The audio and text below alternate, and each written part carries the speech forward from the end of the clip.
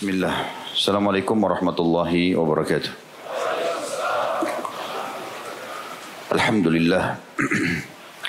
Kalimat yang selalu diperhatikan dan dikejar oleh setiap orang yang beriman. Karena dia sangat yakin bahwasanya kalimat ini adalah penghubung antara dia dengan Tuhannya, Allah Subhanahu wa taala. Dan di mana Allah telah menjadikan kalimat alhamdulillah adalah kalimat utama untuk diterimanya semua permintaan agar bertambah nikmat. Dan Allah tidak mungkin pungkiri janjinya, innallaha la yukhliful mi'ad. Dan janji Allah SWT bagi orang yang mengucapkan alhamdulillah, la in syakartum la azidannakum. Kalau kalian bersyukur pasti aku akan tambah. Oleh karena itu kita selalu sebagai orang yang beriman mengucapkan kalimat ini. Selanjutnya kita panjatkan salam hormat kita kepada manusia yang telah diperintahkan oleh Allah untuk mengucapkan kepadanya salam hormat. Dan tentu karena mengejar juga janji Allah, karena satu kali salam hormat dibalas dengan 10 kali tambahan rahmat. Maka jadilah orang yang selalu memuji dan memuja Allah alhamdulillah, selalu mengucapkan salawat dan taslim kepada Nabi besar Muhammad sallallahu wa ala alihi wa sahbihi wasallam. Melanjutkan bahasan dosa-dosa besar kita. Semoga Allah selamatkan kita dari seluruhnya. Dan juga bagi yang pernah melakukannya semoga Allah maafkan dan Allah ganti dosanya menjadi pahala. Dosa besar pada malam ini ditulis oleh Syekh Muhammad bin Abdul Wahhab adalah bab at-tashadduq wa takalluful fasahah. Artinya bab memberat-beratkan diri dalam kefasihan. Diangkat dalil yang pertama oleh Syekh Muhammad bin Abdul Wahhab rahimahullah, ciri orang munafik yang Allah sebutkan dalam surah Al-Munafiqun ayat 4. A'udzu billahi minasyaitonir rajim wa idza ra'aitahum tu'jibuka ajsamuhum wa iyaqulu tasma' liqaulihim ka'annahum khushubun musannadah yahsabuna kulla sayhatin 'alaihim humul adu fahdharhum qatalahumullah anna yufakun. Dan apabila kamu melihat mereka hai Muhammad, orang-orang munafik, maka tubuh-tubuh mereka menjadikan kamu kagum. Mereka suka merawat tubuh menggunakan pakaian yang indah. Dan jika mereka bertutur kata, ini saksi bahasan kita, kamu mendengarkan perkataan mereka. Karena mereka coba menyusun dan mengelola kosa-kosa kata itu sehingga membuat orang-orang pada kagum. Mereka adalah seakan-akan kayu yang tersandar. Mereka mengira bahwa tiap-tiap teriakan yang keras ditujukan pada mereka. Maksudnya mereka walaupun tampan, bersih ataupun perempuannya cantik tidak akan ada manfaat itu buat mereka. Walaupun tutur katanya indah, karena mereka hanya seperti pohon saja. Atau batang pohon ya. Dan mereka selalu ketakutan dengan setiap teriakan. Mereka mengira kalau ada panggilan untuk berjihad, untuk memerangi, mereka pikir mereka akan diperangi. Mereka itulah musuh yang sebenarnya. Maka waspadalah terhadap mereka. Semoga Allah membinasakan mereka. Bagaimana mereka sampai dipalingkan dari kebenaran. Kita bukan sedang membahas kasus orang-orang munafik ya, atau tentang mereka. Tapi Allah menekankan dalam ayat ini. Dan Syekh Muhammad bin Wahhab ingin menitik beratkan kalimat wa iyaqulu tasma' liqaulihim. Dan kalau mereka berkata, kau pasti akan kagum dan tertarik dengan kosakata mereka. Nanti kita paparkan panjang lebar masalah itu ya. Ini baru pembukaannya. Dan di dalam hadis yang diangkat oleh beliau, ini riwayat Ibnu Umar dan dihasankan oleh Tirmidzi di nomor 2853 secara marfu'. Inna Allah baligha minar rijali alladhi yatakhallalu bilisani kama tatakhallalul baqarah. Sesungguhnya Allah membenci sekali yang berlebihan dalam kefasihan di antara para lelaki yang memutar lisannya untuk menampakkan kefasihannya seperti sapi yang sedang makan. Ya, makna hadisnya adalah ada orang dia kalau bicara normal, dia santai saja, maka mimik mulutnya biasa. Ada orang karena ingin berlebihan, seakan-akan nanti dia fasih, kosakatanya bagus. Atau mungkin kadang-kadang dia selipkan bahasa-bahasa yang tidak semua orang ngerti. Seperti sapi kalau lagi mengunyah, ya, mulutnya terbuka dan sering digoyangkan ke kiri kanan. Begitu perumpamaan yang Nabi SAW gambarkan. Hadis ini ya, sudah merincikan makna ayat tadi sebenarnya. Secara zahir ya. Bahwasanya yang sedang dibahas oleh Syekh Muhammad bin Wahhab adalah masalah tasyadduq. Orang yang coba merekayasa kosakatanya berlebihan. Sehingga akhirnya orang pun jadi kagum dengan dia. Dengan cara nanti akan kita rincikan contoh-contoh masalah tasyadduq itu dan apa istilah dalam agama yang lain. Dengan cara memperindah supaya bisa menarik hati orang. Tentu dalam hal yang negatif, nanti kita akan bahas itu insya Allah. Juga Syekh Muhammad mengangkat dalil yang lain dari Abu Hurairah secara marfu.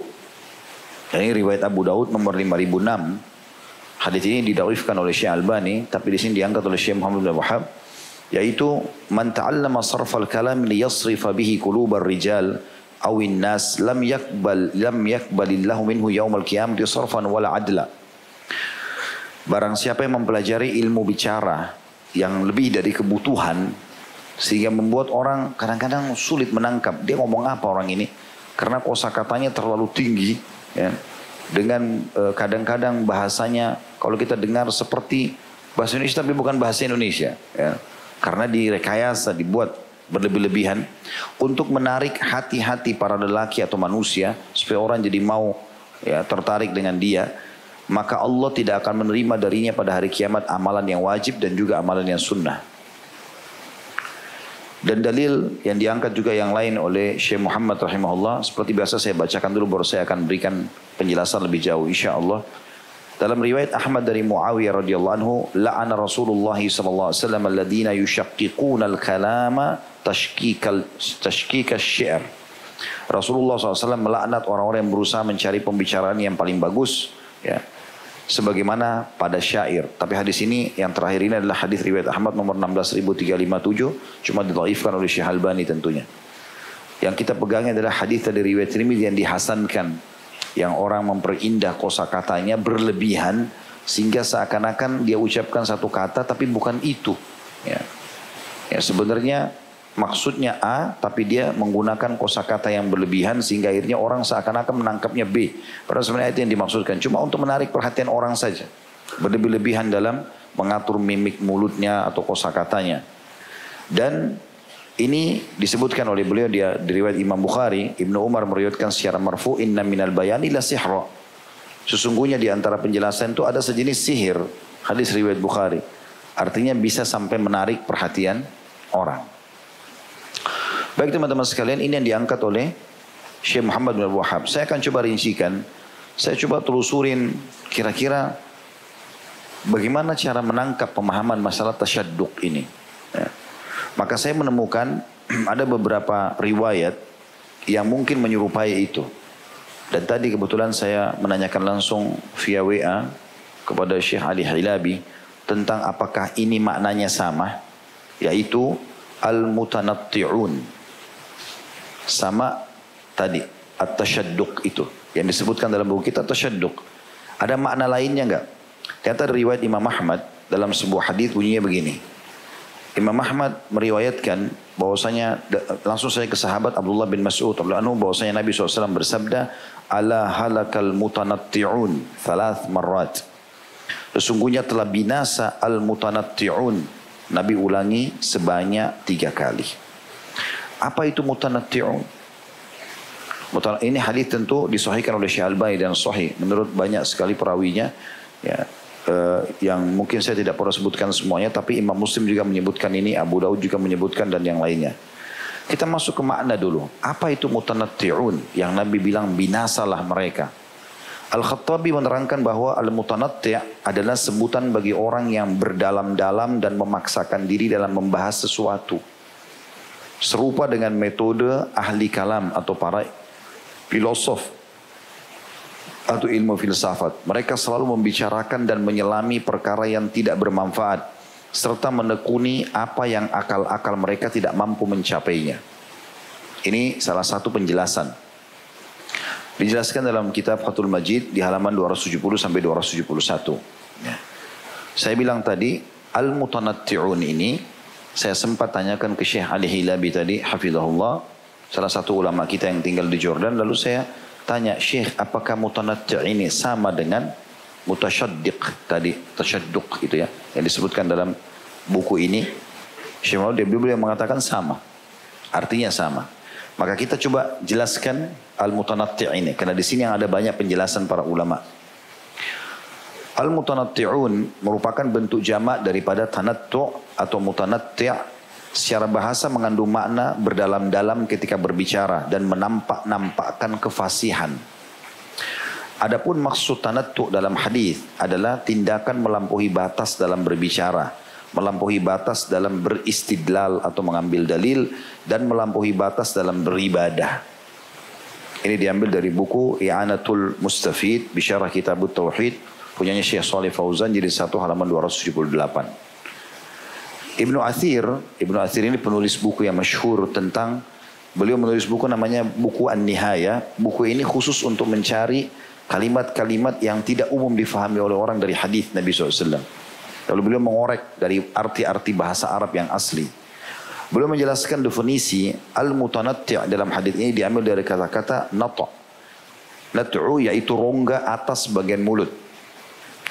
Kata ini kemudian digunakan untuk segala bentuk yang berdalam-dalam, baik pada ucapan maupun perbuatan. Artinya orang berlebihan dalam berbicara, gitu kan? Ataupun dalam perbuatan. An-Nihaya fi Gharibul Hadits ini Ibnu Athir, buku beliau di jilid 5 halaman 63. Di antara makna tanattu' juga adalah bisa masuk dalam makna yang pertama al-itra'. Ya, seperti misalnya dalam hadis Ibnu Mas'ud radhiyallahu anhu, beliau berkata, Nabi SAW bersabda, la tatrudni kama atratin nasara Isa bin Maryam, innama ana abdu faqulu abdullahi wa rasuluh. Janganlah kalian berlebihan untuk melampaui batas dalam memujiku. Ini juga semakna. Jadi bisa tasyadduq tadi dalam judul kita di buku ini, berlebihan dalam kefasihan, atau tadi tanattu' ya. Sama juga maknanya, dan juga bisa al-itra' dalam hadis ini. La tatruni, kata Nabi SAW. Janganlah kalian berlebihan atau melampaui batas dalam memujiku. Sebagaimana orang-orang Nasrani berlebih dalam memuji Isa putra Maryam. Aku hanyalah seorang hamba. Maka katakanlah bahwa aku adalah hamba Allah dan Rasulnya. Hadis Bukhari Muslim tentunya. Bukhari nomor 3445. 2 kali beliau ulangi di 6830 juga. Dan Muslim 1691. Juga makna yang lain, berarti sudah bisa 4 kosakata maknanya sama. Tasyadduq tadi dalam buku kita ini, ya tanattu' tadi dalam makna yang pertama, kemudian juga al-itra', ya, dan juga sekarang masuk yang keempat al-gulu. Gulu juga sama dalam bahasa Arab. Itu berarti juga berlebih-lebihan. Di mana Nabi SAW menyebutkan dalam hadis sahih riwayat Ahmad jadi 1 halaman 215, 300 juga dalam halaman 347, Al-Hakim dalam Mustadrak jadi 1 halaman 466. Nabi SAW mengatakan iyyakum wal gulu fa inna ma halaka man kana qablakum al-gulu wa fid din. Jauhilah gulu itu, berlebihan dalam setiap hal. Karena sesungguhnya orang-orang sebelum kalian tidaklah mereka binasa kecuali karena gulu atau melampaui batas dalam agama mereka. Ya termasuk mungkin berlebihan dalam bertanya. Nanti kan kita kasih contoh itu ya. Ini semua masih makna kalimat. Ya. Kenapa antum ketawa? Saya bukan singgung pertanyaan sebentar. Boleh antum bertanya. Tapi orang berlebihan dan bertanya. Maksudnya sesuatu yang tidak pernah ditanya oleh para sahabat, para tabi'in. Dia sengaja ngorek-ngorek untuk bertanya. Supaya dia pamer kepada orang kalau dia itu hebat. Ya. Itu masuk dalam makna ini. Nanti akan kita jelaskan contohnya. Dan ada seseorang yang sempat digebukin oleh Umar bin Khattab. Justru gara-gara itu. Dia suka bertanya ayat-ayat Al-Quran yang kira-kira orang tidak banyak tanya. Tujuannya hanya untuk pamer sama orang kalau dia hebat. Nanti kita lihat bagaimana sikapnya Umar bin Khattab. Tapi saya nggak akan buat sama antum itu.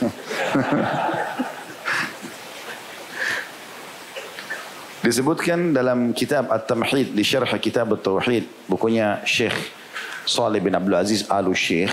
Beliau sebutkan di halaman 247-nya. Beliau mengatakan makna al-gulu, al-itra' dan at-tanattu' itu tadi.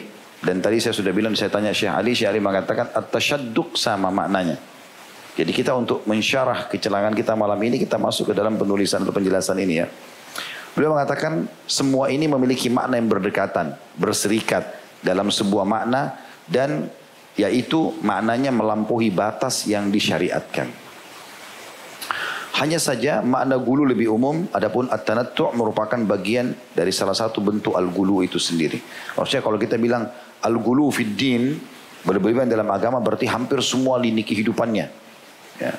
Terlalu berlebihan, terlalu kelihatan orang yang keras sekali. Sehingga agama ini semuanya kejang, tegang, tidak ada senyum gitu kan. Gak ada berbuat baik sama orang umum. Semuanya jadi berat agama ini. Itu makna gulu. Tapi Islam tidak menyuruh itu. Makanya Nabi SAW tersenyum, tertawa. Beliau juga bercanda dengan para sahabat. Beliau ikut olahraga bersama mereka. Nabi SAW bercanda dengan para istrinya. Tidak selamanya harus ada ketegasan. Hal-hal yang tegas dalam peperangan segala macam. Nabi SAW tegas. Gitu kan.